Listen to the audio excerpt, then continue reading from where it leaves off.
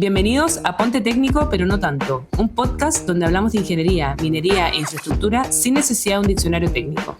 Aquí explicamos lo complejo de manera simple, con grandes invitados y muchas historias que nos ayudarán a entender cómo funciona el mundo que nos rodea. Nuestro objetivo no es solo entretenerte y enseñarte, sino que te vayas con algún dato, consejo o idea que cambie tu forma de ver las cosas. Así que recuerda, ponte técnico, pero no tanto.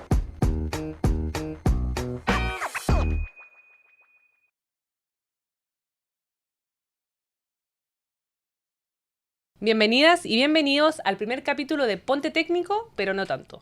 Un podcast que transforma la ingeniería, la minería y la infraestructura en conversaciones claras, dinámicas y entretenidas, acercando el rubro como nunca antes.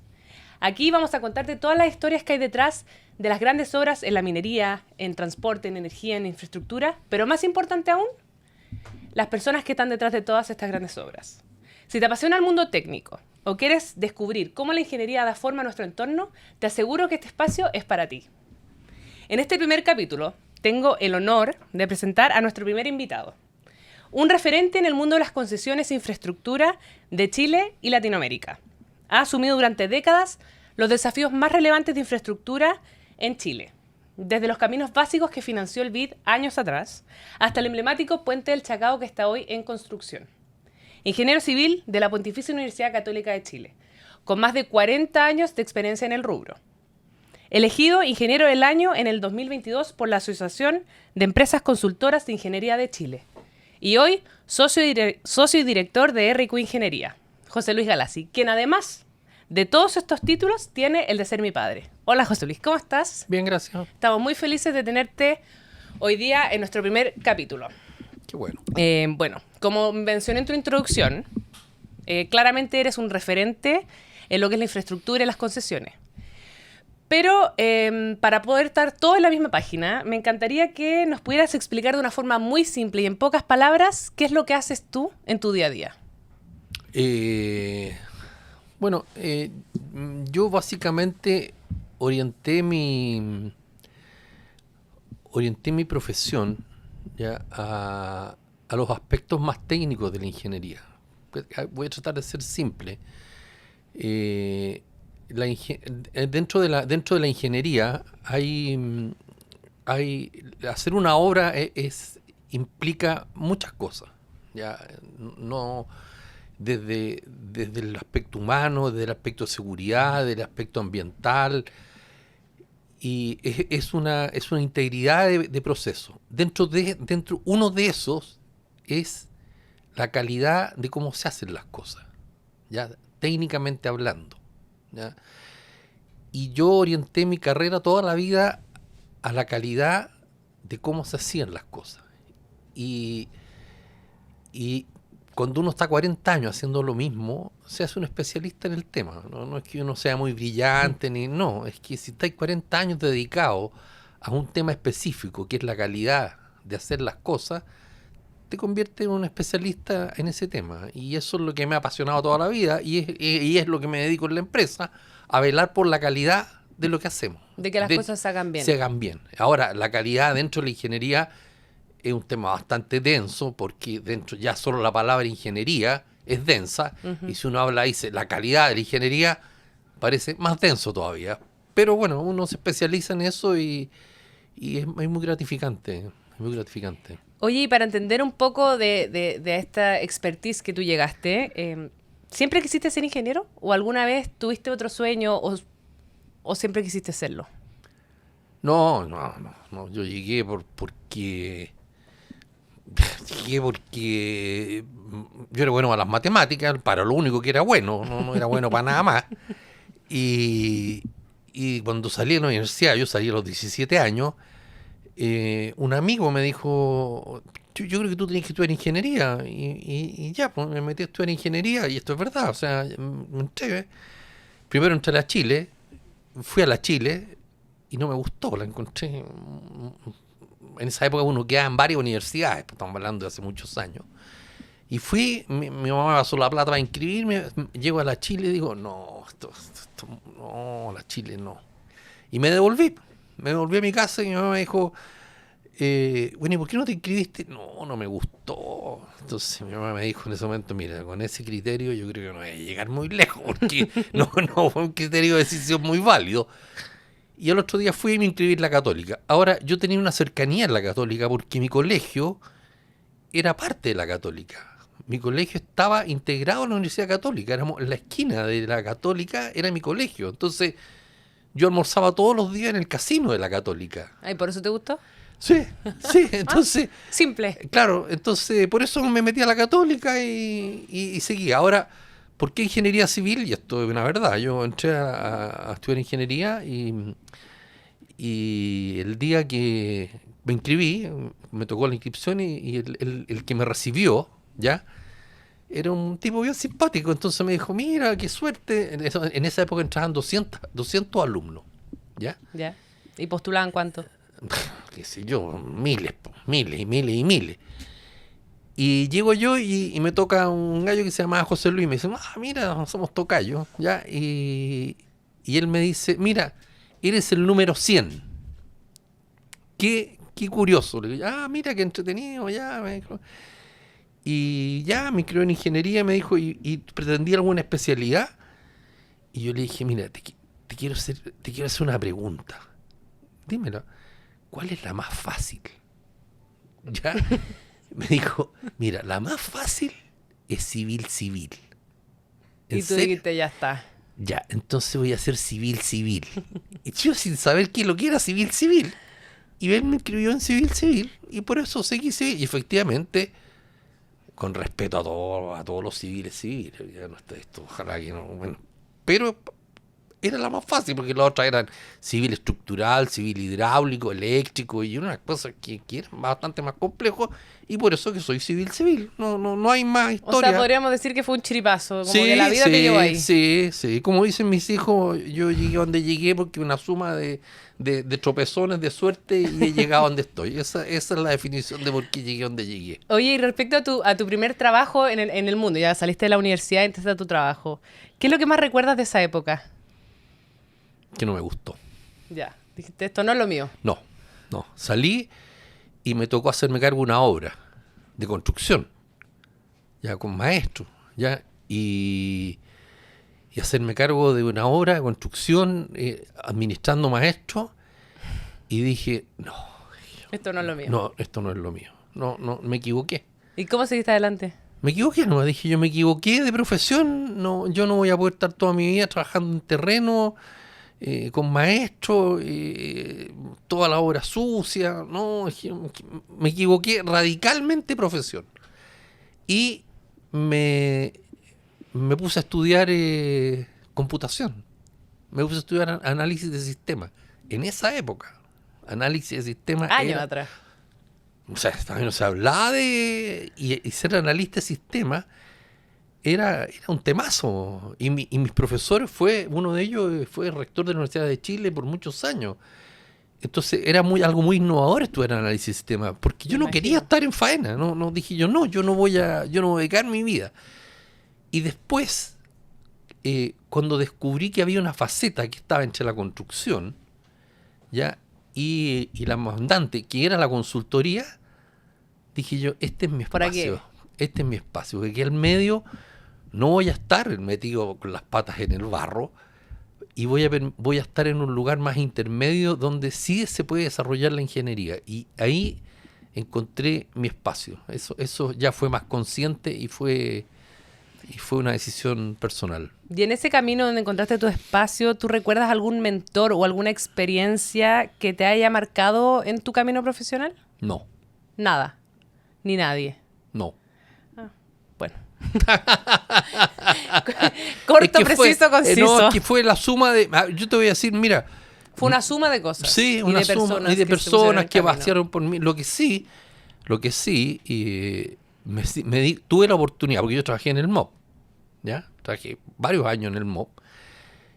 Y en esa época tuve la oportunidad, y ¿por qué me dediqué yo a la consultoría? ¿Ya? Porque tuve la oportunidad en esa época, habían 5 o 6 empresas, no habían más. Sí, claro, Chile en esa época éramos muy pobres, éramos un país muy pobre, con una infraestructura precaria. En metro teníamos unos cuantos kilómetros. La ruta 5 no existía como ruta doble, la mayoría era calzada simple. Entonces me tocó conocer a todos los que en esa época eran los gurús de la ingeniería, ¿ya? Entonces yo, como tenía un cargo importante en el MOB, yo cada vez que había un problema grande, los llamaba. Y le decía, ¿sabes qué? Mira, hay un problema allá en Arica, vamos a verlo. Ya. Y yo partía con el especialista. Ya, pero igual te gustaba meter los pies en pero terreno. No, pero desde el punto de vista de ingeniería. Ah, ya. Entonces iba con él y le decía, mira este problema. ¿Qué harías tú? Y yo lo escuchaba y decía, esto es... Aquí no hay... Yo imaginaba que iba a salir con una fórmula de la universidad, iba a aplicar... No, criterio. Puro criterio. Y todos... Y se me fueron derrumbando todos los gurús que había de la ingeniería, ¿ya? Los conocía todos. Y vi que todos eran ingenieros que lo que tenían era expertise.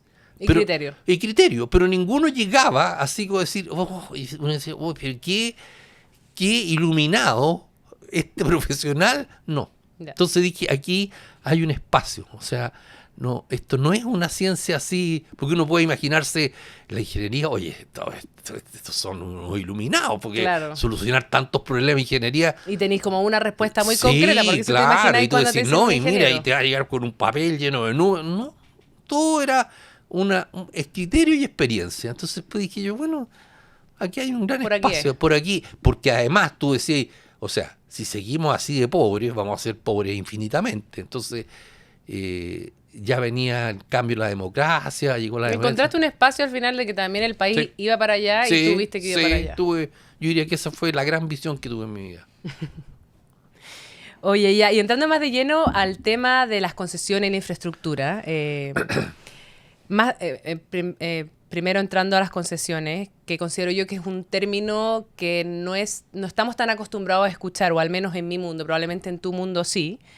Pero para que todos podamos entender bien, ¿tú nos podrías explicar qué es una concesión?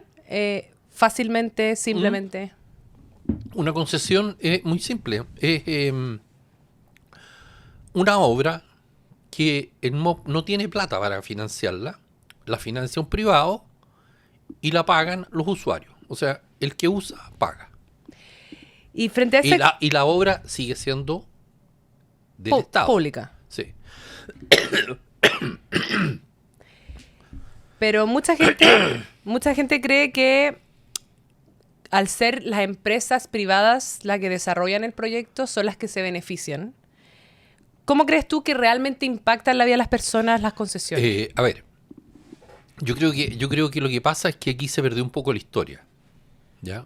Para nosotros que partimos con este modelo, porque en el año 90 no había nada, era tan precario lo que teníamos. Nosotros en esa época hacíamos estudios de en qué año, dados los flujos de vehículos, íbamos a poder tener doble calzada, ¿ya? Porque se estudia eso. Nos daba que la doble calzada a Puerto Montt la íbamos a tener que construir el año 2020. Eso es lo que nos daba. O sea, con el ritmo que llevábamos y con la plata que tenía el Estado, recién en el 2020 se iba a poder construir. Entonces, la única manera que hubo fue un modelo en el cual el privado colocaba la plata y la tarifa no es que el privado diga yo voy a cobrarlo, no, eso es un mito urbano. La tarifa se calcula en función de la inversión, del número de vehículos que pasa, ¿ya?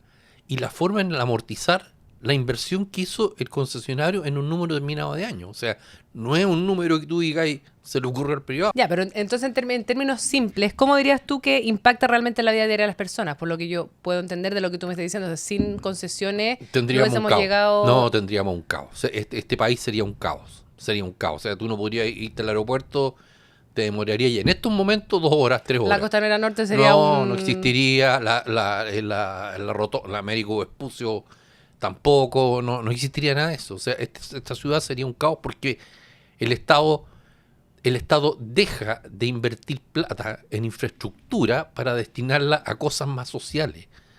O sea, tú decís, a ver, ¿Por qué? A ver, si el Estado invierte plata en una obra, supongamos una carretera acá en Santiago, Ujú. la paga con impuestos. Sí. O sea, la está pagando un señor en Arica que paga el IVA. Entonces, el señor en Arica que dice, oye, yo estoy pagando IVA, ¿y por qué con ese IVA están financiando una Que carretera no voy a usar. no, en Santiago, para señores que andan en auto en Santiago? ¿Es justo eso? Dice él. A ver, si ese señor quiere andar en una autopista, que la pague él. No yo con mis impuestos. Yo quiero que con mis impuestos se financien colegios, hospitales y cosas sociales que a mí me beneficien. ¿Qué O sea, hace sentido? ¿Qué hace?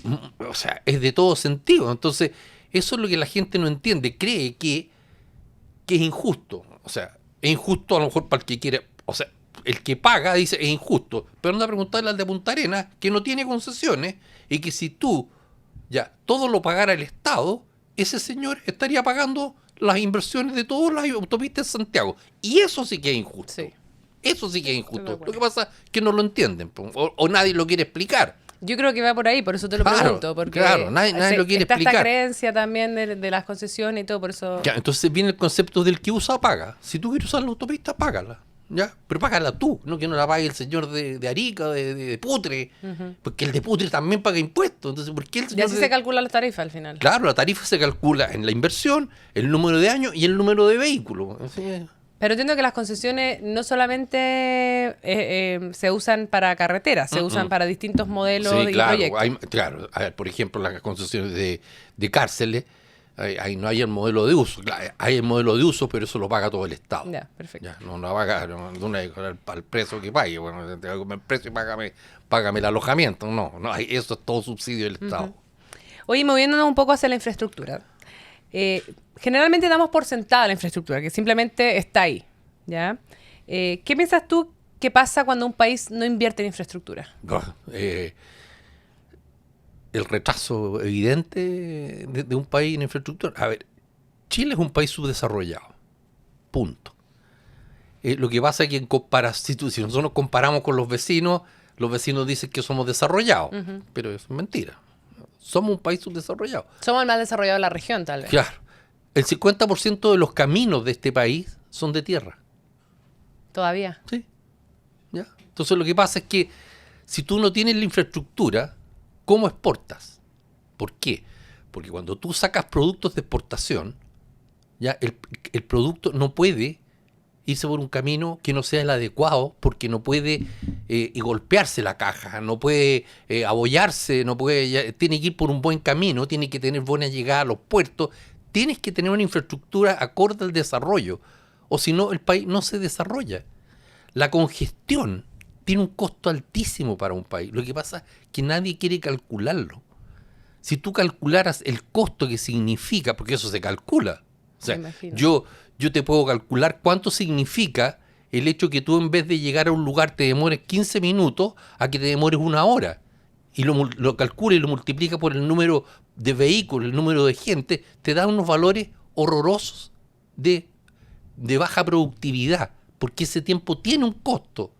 Lo que pasa es que no es un costo físico, no es un costo en plata, pero es un costo de productividad del país. No es gratis una congestión, no es gratis. ¿Y en los países desarrollados se mide esa...? En todos los países, por eso que tú vas a los países, ¿por qué tienen tanta infraestructura? ¿Por qué ellos lo tienen incorporado en su ADN? O sea, no es que tú tengas que explicarles este tema. Para ellos es sí o sí. O sea, ¿tú crees que la infraestructura va de la mano con el crecimiento? Es un motor del...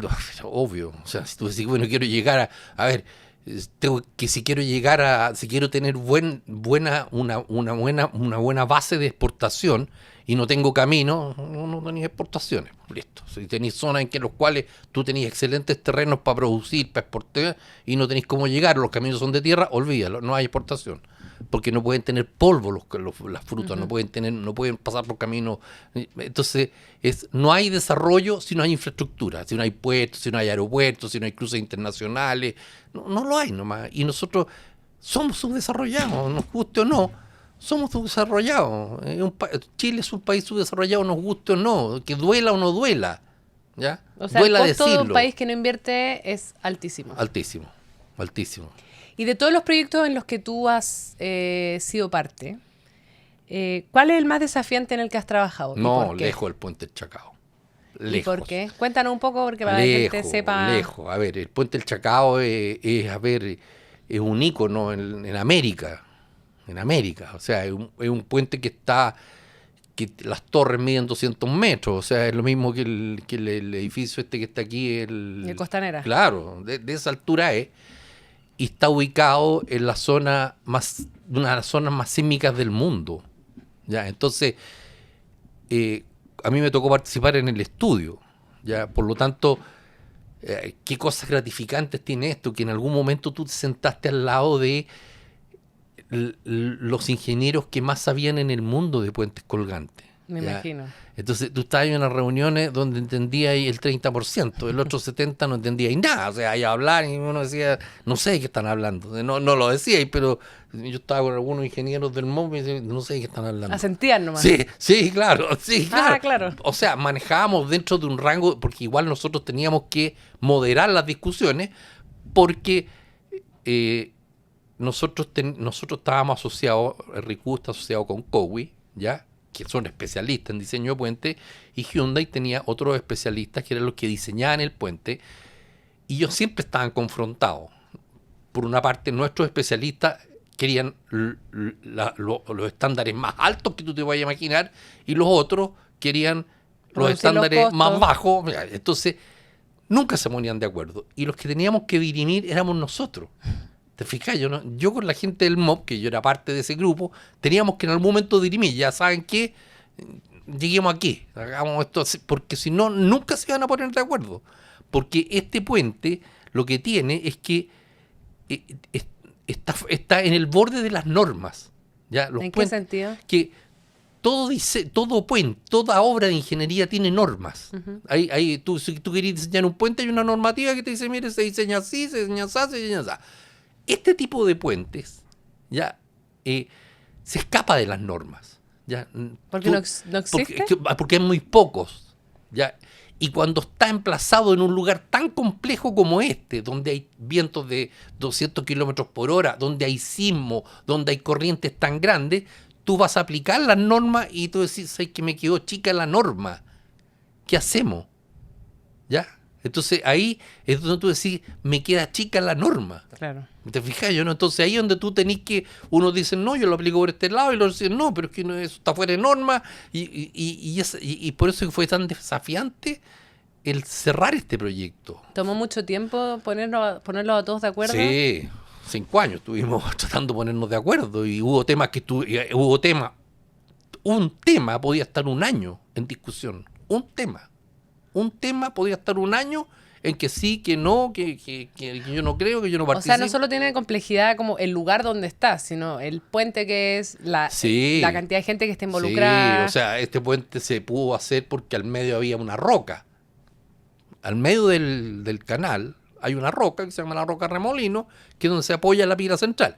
No existiera esa roca, no habría puente. Y cuando se planteó, me imagino que cuando se planteó el proyecto, sabían que estaba esa roca. Sí, lo que pasa es que teníamos que estudiarla. Si era capaz de soportar la magnitud del puente. Ya, o sea, tuvo que estudiar y tuvimos que hacer sondajes de, no sé, de 80, 90 metros para estudiar si la roca era capaz de soportar toda la estructura que le íbamos a poner al puente. Y eso significó estudios sobre estudios sobre estudios. Entonces, yo diría que lejos este proyecto ha sido uno de los proyectos más entretenidos que me ha tocado ver en la vida. O sea, he visto muchos proyectos entretenidos. Y ¿no? le queda todavía, ¿no? Sí, pero ya estamos en el tramo final. Ya están construyendo. O sea, sí, ya las pilas ingeniería están todas arriba, la ingeniería está aprobada. Sí, igual nos faltan algunos ajustes porque en la medida que esto va avanzando van a aparecer... A ver, todos son grandes problemas. O sea, aquí me imagino. O sea, todo, entonces, y este problema no, porque... Y tampoco me imagino que tiene como historial de que tú vas a ir ya pasó en otro puente. Nosotros, a ver, yo siempre le digo a mis ingenieros en la empresa, miren, en toda la vida que llevamos como empresa, yo creo que hemos resuelto todo tipo de problemas en la ingeniería. Todos. O sea, ya sería muy raro que llegara alguien en mi oficina y me dijera, mira, ¿sabes que nos está pasando esto en este proyecto? Y yo dijera, oye, nunca nos había pasado. ¿Ya? No, porque Pero con el Chacao con el Chacao todo lo que pasa es nuevo. Ya, pero eso igual tiene su lado entretenido. Claro, claro, porque no sé, entonces nos tenemos que juntar con los COWI, hacer reuniones, llamar a especialistas de especialistas y ver qué podemos hacer con este problema que no lo conocemos. Eso es un poco... Oye, y mirando para afuera, ¿hay algún país que tú consideres un referente en infraestructura? ¿O ya con el Chacao ya sentís que somos nosotros? No, por ni un lado. No, yo diría que los países nórdicos son un ejemplo. Alemania, Francia. Generalmente los países europeos tienen un estándar muy alto en infraestructura, ¿no? Que estamos lejos. ¿Y tú cuando viajas te fijas en esa infraestructura? Es que yo tengo un sesgo. Por eso pregunto. Claro, yo cuando viajo no miro el paisaje, ando mirando para abajo. Claro, tengo un seco. O sea, no pedís mucho cuando viajas. No, claro, voy mirando los detalles porque cada país hace innovaciones y uno las va mirando. Me cuesta mirar para arriba, me cuesta mucho mirar para arriba porque tengo un seco y miro para abajo. Lo llevas en la sangre. Sí, lo llevo en el ADN, sí. Sí. Oye, y moviéndonos un poco más ya a algo más personal tuyo. No tan personal. No, un poquito. No, pero es para la gente que nos está escuchando, si podrías compartir tu peor condoro, tu peor tropiezo que has tenido dentro de tu carrera profesional, uno así que te dolió hasta los huesos.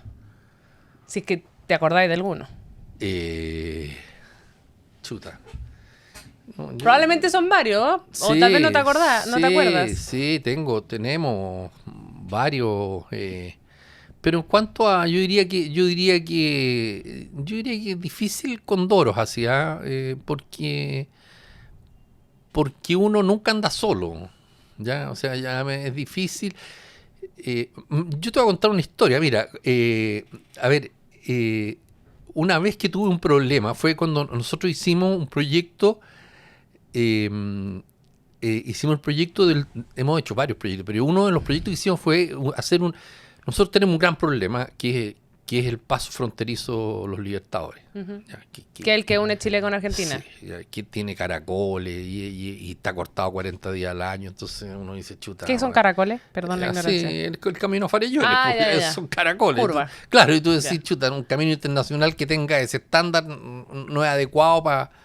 ¿Ya? Entonces, cuando me tocó hacer ese proyecto, nos pidieron hacer un túnel que uniera Chile con Argentina, y el túnel iba a medir como 20 y tantos kilómetros. ¿Ya? Entonces, el proyecto lo contrató Chile y Argentina, y nosotros lo hicimos con Geocónsul. ¿Ya? Y una de las condiciones del proyecto era que había que estudiarlo. Ellos nos dijeron, usted estudia el proyecto en este túnel, en esta franja.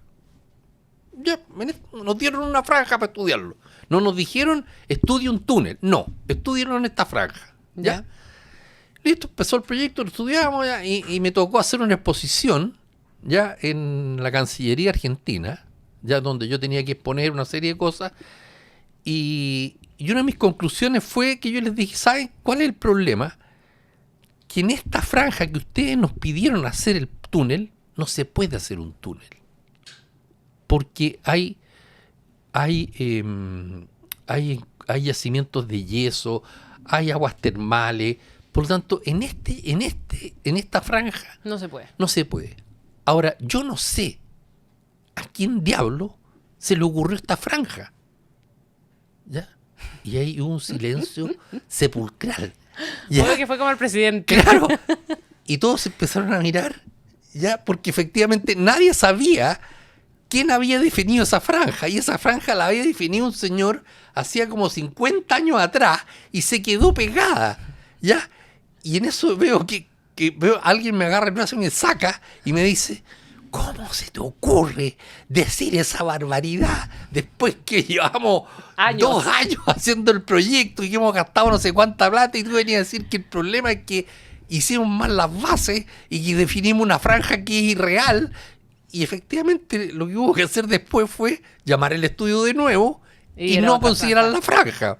Ya, pero en ese momento me amenazaron hasta con que me iban a matar, porque ¿cómo se te ocurre, estando los cancilleres, decir esa tremenda barbaridad? Dije, bueno, es que es parte de la conclusión del proyecto. Le dije yo, si alguien tiene que decirlo, en esta franja que ustedes nos pidieron, no se puede, y yo no sé quién la definió. Ya, pero más que un fracaso, es algo muy digno tuyo, que es como Sí, una desubicadez. no, yo soy desubicado. Sí, Sí, por- soy ya. desubicado. No, No, quería aclararlo. Sí, no, tengo Pero- fama de eso. Por Me eso, caracteriza. Sí, me caracteriza. Pero bueno, para cerrar un poco esta sección, y podemos dejarle algo a la gente que nos está escuchando, respecto a los fracasos, ¿cómo le dirías a la gente, o cómo tú afrontas los fracasos en tu vida? ¿O algún consejo que les podrías dar relacionado a los fracasos? Yo creo que los fracasos son aprendizaje. Dicen que sin fracaso no hay crecimiento. No, los fracasos son, o sea, cuesta, duele. Ahora, afortunadamente en nuestra área los fracasos son grupales. corregibles Ah. y son grupales. No, nadie se manda un fracaso solo. Aquí nadie hace un proyecto solo. Un proyecto lo hacemos muchos. Ujú. Aquí no es que tú te pases un proyecto, lo haces solo y te mandaste un Condoro solo. No, aquí hay muchos que trabajan. O sea, un proyecto es la suma de muchas especialidades, pero muchas. 15 por lo menos, 18. Entonces es una suma de que, entonces, que uno se mande, claro, puede que uno se mande uno y todos los demás van sumados a la cola, porque basta que uno se equivoque para que todo quede malo. Y todo el resto que hizo bien las cosas se suma Obvio, al que lo al hizo que- mal. Y ese, bueno, queda condenado, pero Ya, pero esa condenación, ¿cómo crees tú que se supera? ¿O nunca la viviste? ¿Nunca viviste una sensación como de...? No, porque yo desde mucho tiempo atrás me tocó ya estar como liderando grupos de trabajo y dejé de hacer números. Po. Entonces, Pero cuando alguno de tus ingenieros se equivoca, ¿cómo lo ayudáis a enfrentar ese fracaso? no lo ayudo mucho. Lapidándolo. Sí, lapidándolo no, pero haciéndolo ver. Po. Le digo yo, es que le digo yo. Asumirlo y buscar cómo corregirlo. No, primero, o sea, esto no puede volver a pasar. Esa es la primera enseñanza. ¿Ya? O sea, la primera enseñanza de nuestra empresa es que cuando pasa algo, no puede volver a pasar. ¿Ya? O sea, si pasó Aprender de algo, los errores. esa es la base de lo que nosotros hacemos. Aprender siempre nuestros errores. Es una mejora continua. O sea, si tú una empresa no tiene un sistema de mejora continua como el que tenemos nosotros, no sé cómo mejora. Si tú hacías algo mal, lo tenés que hacer una vez mal. Ya, pero igual tenés que tener la puerta abierta para que se haga mal. Porque no tenés cómo aprender si Sí, no lo no, hiciste mal. claro, pero obvio. O sea, nadie hace todo bien. Imposible. Ya. A ver, nada se hace todo bien. Siempre en todo hay algo malo. El tema es que tú no lo vuelvas a seguir haciendo mal. Yo creo que ese es el tema. O sea, si tú hiciste algo mal, se analiza, se hacen los procedimientos para verificar que no lo vuelvas a hacer mal. Esa es la idea. Ya, no, porque tú decís, ya lo hizo mal, ya, pero no decís, ya, oye, no lo volváis a hacer. No es así. No es así. Si lo hiciste mal fue ¿por qué? Porque nadie te revisó, porque nadie te ayudó, porque no hubo un autocontrol, ¿por qué? Ya, y listo. Entonces la próxima vez que pase esto, cuando se haga lo tuyo, va a pasar esto y esto para que no vuelva a pasar. Así se hace. Ya. Así se hace en la Bien, me ingeniería. parece. Nos vamos a mover a un terreno más peligroso. ¿Ya? Aquí se llama las preguntas random. No hay preguntas ni buenas ni malas, ni correctas ni incorrectas. Es solo para medir tu espontaneidad. Ah, perfecto. ¿Ya? Si no fueras ingeniero, ¿qué serías?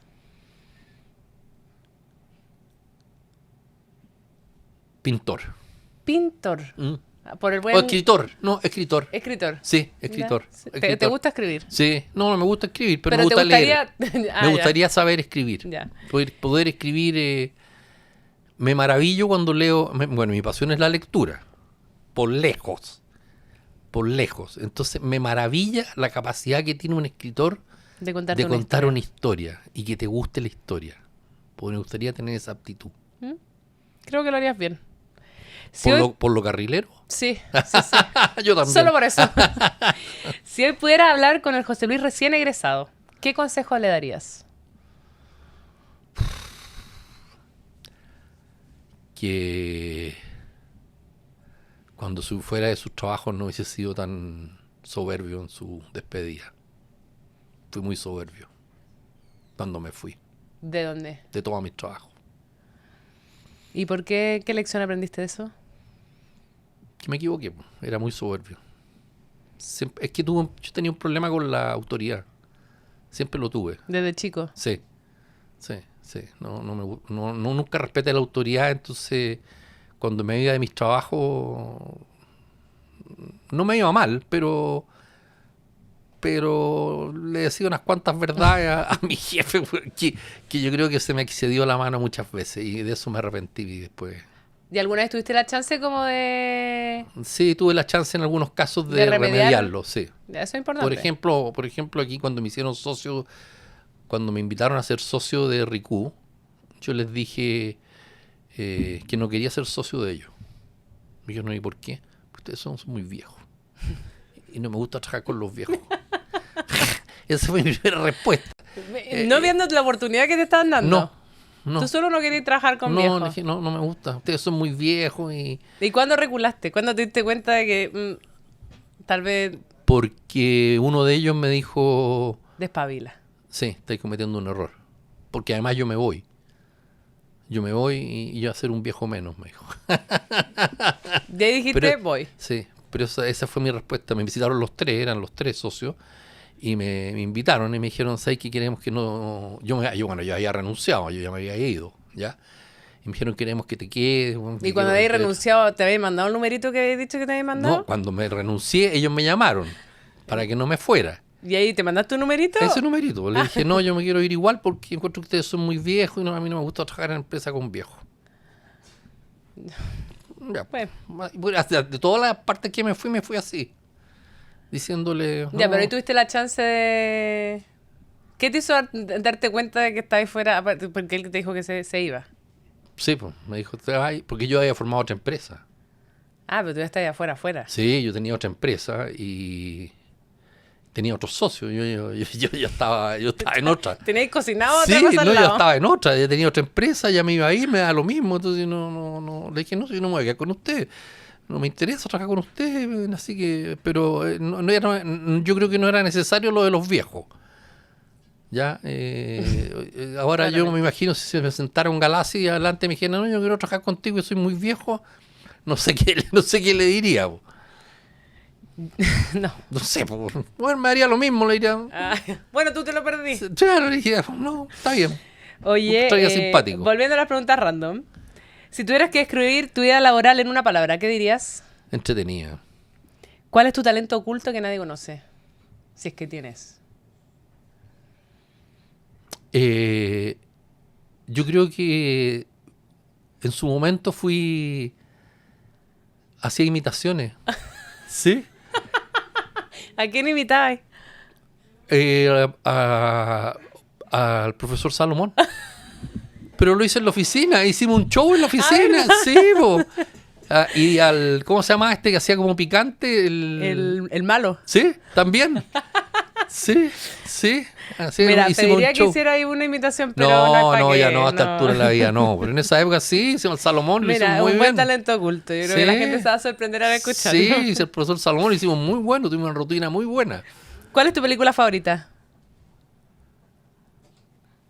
Buena pregunta. No soy mucho de películas. ¿Cuál es tu libro favorito? Uno. Difícil.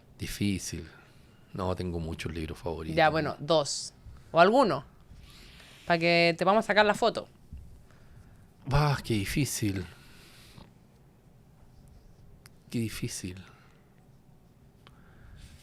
Yo creo que 100 años de soledad, Don Quijote. Los de Tolstoy, los libros de Tolstoy. Libros que me llaman mucho la atención, que me darían muchas ganas de leer. Sí, libros de Tolstoy. ¿Cuál es el mayor sueño que te queda por cumplir?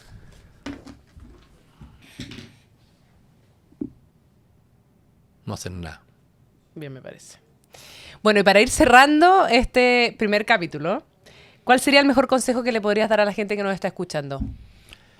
Que cuando vean una obra, ¿ya? Sepan que eso que están viendo es el fruto de por lo menos 15 años de un proceso. Una obra demora por lo menos 15 años en madurar, en que a alguien se le ocurra la idea. en que se haga un perfil, en que se haga un estudio de perfectibilidad, una factibilidad, o el estudio, y se empieza a construir, no pasan menos de 15 años. Cualquiera que diga una cosa distinta, no le está diciendo la verdad. Entonces, cuando vean una obra, vean a alguien construyendo algo, sepan que eso llevó muchísimos años de análisis, de estudio, Para que alguien esté para ahí. alguien esté ahí haciéndolo. Y hay mucho trabajo de hacer de eso, hay muchos profesionales que pusieron mucho... yo respeto mucho a la gente que trabaja conmigo porque, a ver, en la empresa trabajan 2.700 personas y cada uno con lo que hace aporta algo al desarrollo de este país. Entonces, eso es tremendamente valorable para mí, para nosotros. Nosotros somos una empresa que valoramos mucho eso. Y la gente a veces no lo ve una obra, está construyendo un metro, pero no ve todo lo que... me imagino, la mayoría de nosotros no lo piensa. se imagina todo lo que hay detrás de eso desde la idea, que fue una idea de hace 15 años, 18 años, y se fue madurando hasta que están viendo una obra que les va a beneficiar quizás a todos. Eso. Es un muy buen consejo. Bueno, y cerrando el capítulo, queremos agradecerte, José Luis, por tu tiempo, por tus historias, por tu grata presencia. Sin embargo, es una persona que tiene mucha experiencia, muchas historias por contar que probablemente quedan cortas en un capítulo. Fue un agrado tenerte aquí. Muchas gracias. Este es el primero de muchos capítulos que vienen por delante. Esperamos que todos lo hayan disfrutado tanto como nosotros. Los invitamos a seguirnos en nuestras redes y nos vemos en un próximo capítulo de Ponte Técnico, pero no tanto.